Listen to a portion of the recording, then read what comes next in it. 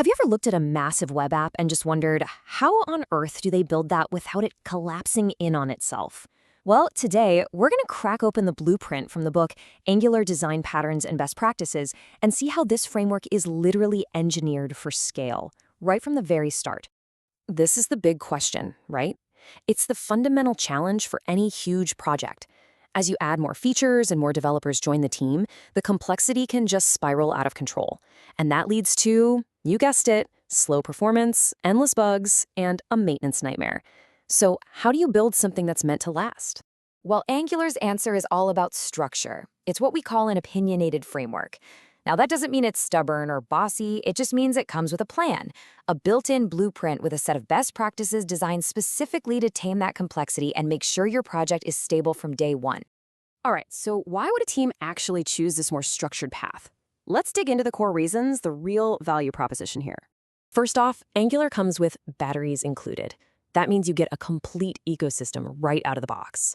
We're talking TypeScript to help you catch bugs before they happen, RxJS for handling complex data streams, the whole shebang. It's also backed by Google. They use it in hundreds of their own products, so you know it's stable.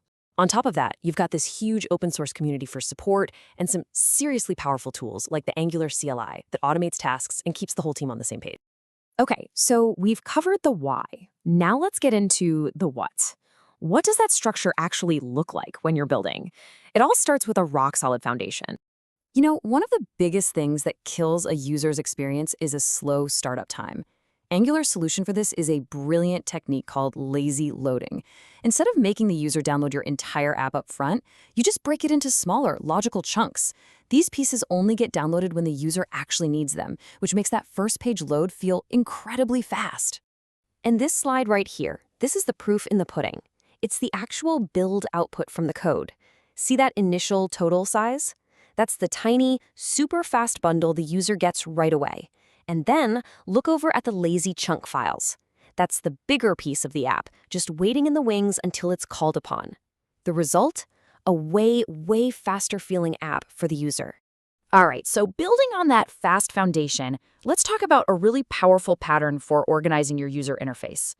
This is the smart versus presentation component pattern. The whole idea is to separate your concerns.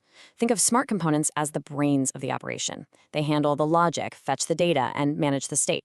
Presentation components, on the other hand, sometimes people call them dumb components, they only have one job, to look pretty and display whatever data they're given. This pattern creates what we call a unidirectional data flow, and you can see it perfectly in this diagram. Information flows in one direction, and one direction only, down from the smart component to its kids.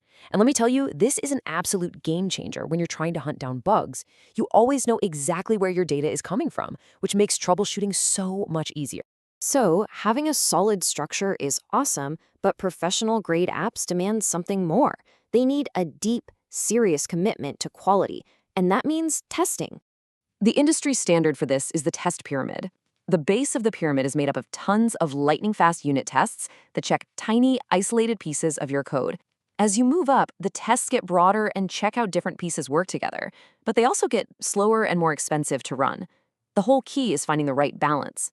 And Angular was built from the ground up to be testable. And the framework gives you all the tools you need to build out that pyramid. So on the left, you see the Angular dev tools, which are perfect for poking around to individual components. That's key for writing those unit tests at the bottom. And on the right, you've got something like Cypress, a powerful tool for those big end-to-end tests at the very top that act like a real user. It just goes to show Angular supports quality at every single level.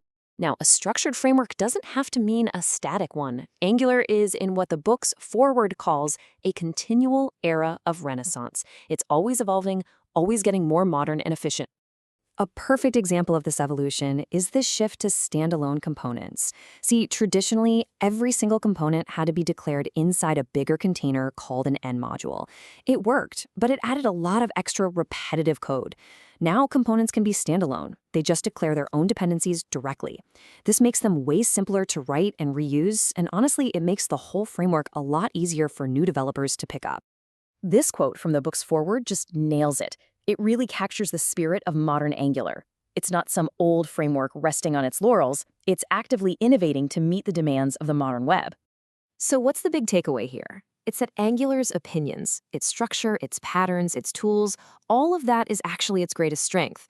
It provides that proven blueprint that guides teams to build high-quality, scalable apps that can really truly stand the test of time. Which leaves us with a final thought to chew on. In a world that often prizes total flexibility, maybe, just maybe, the constraints of a well-designed blueprint are the very thing that gives a project the freedom it needs to grow, scale, and actually succeed in the long run.